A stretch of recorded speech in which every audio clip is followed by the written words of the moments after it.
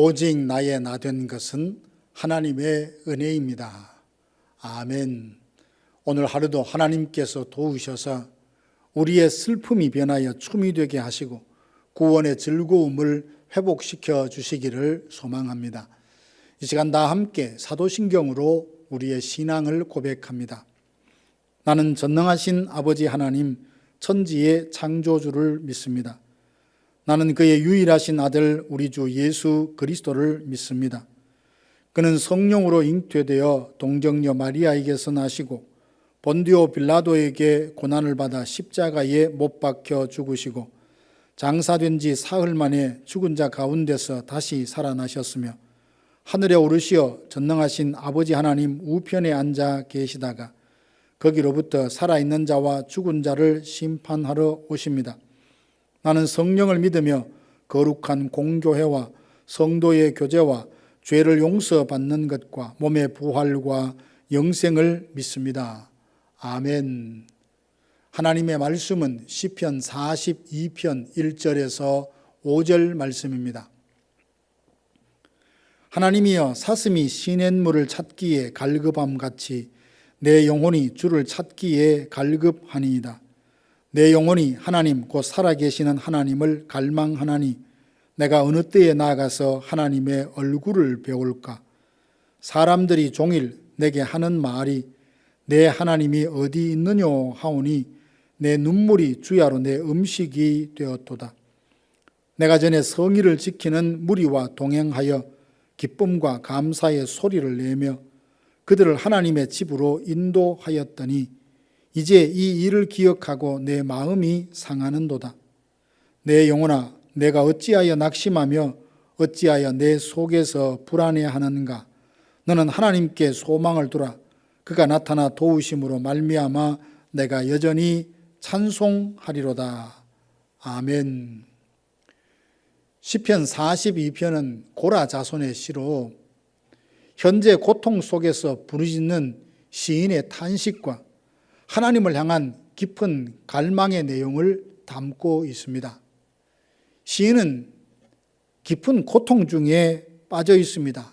2절 보니까 내가 어느 때에 나아가 하나님의 얼굴을 배울까라고 탄식합니다. 왜냐하면 부르짖어도 응답은커녕 하나님이 침묵하시기 때문입니다.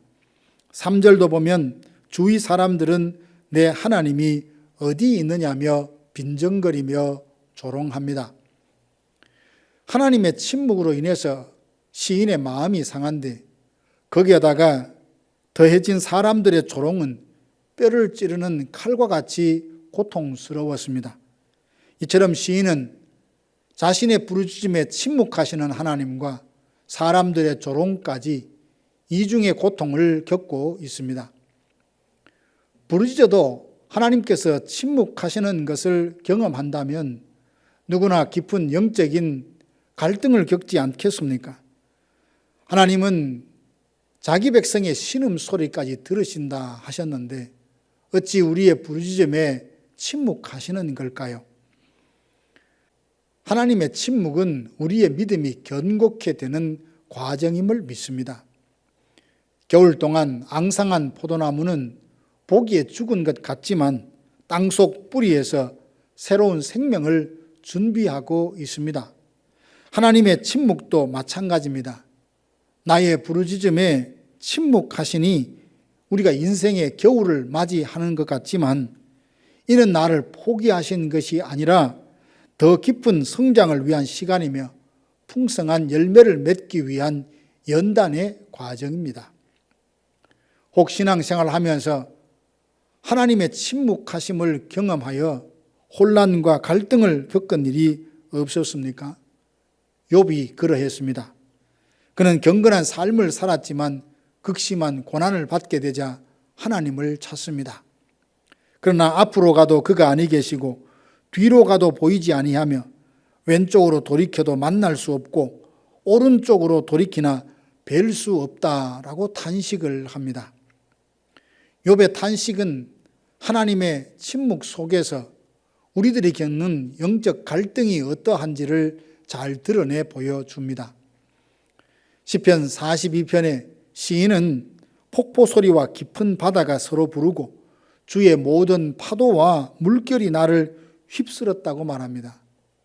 이런 표현들은 죽음의 위협을 느끼고 내적인 고통을 지금 토로하고 있는 것입니다. 그러니 영혼의 해가를 위해서 물을 찾아다녔지만 그는 물을 얻지 못하고 밤낮 눈물로 보냅니다. 시인은 자기의 부르짖음에 응답하지 않으시고 침묵하신 하나님, 거기에다 사람들의 조롱까지 받을 때 어떻게 이 상황에 대처합니까? 그는 자신과 대화하며 믿음을 일깨웁니다. 내 영혼아, 내가 어찌하여 낙심하며 어찌하여 내 속에서 불안하여 하는가? 너는 하나님께 소망을 두라. 그가 나타나 도우심으로 말미암아 내가 여전히 찬송하리로다. 시인은 그 마음이 낙심되고 흔들릴 때 스스로 자기의 마음을 다잡습니다. 하나님을 의지하지 못하고 불안해하는 자신을 스스로 꾸짖으며 다시금 하나님께 소망을 두겠다고 결단을 합니다. 여기서 우리는 중요한 교훈을 발견하게 됩니다. 고난의 순간에 낙심하지 않고 흔들리지 않으려고 하면 현실의 고난을 넘어서 장차 되어질 일들을 바라보며 하나님께 소망을 두어야 합니다. 이때 사단이 우리의 마음을 뒤흔들죠.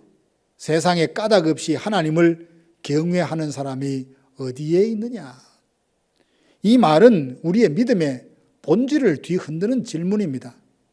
하나님께 복을 받지 않고 우리의 기도에 응답해 주지 않으신다면 누가 하나님을 경외하고 섬기겠냐는 말이죠.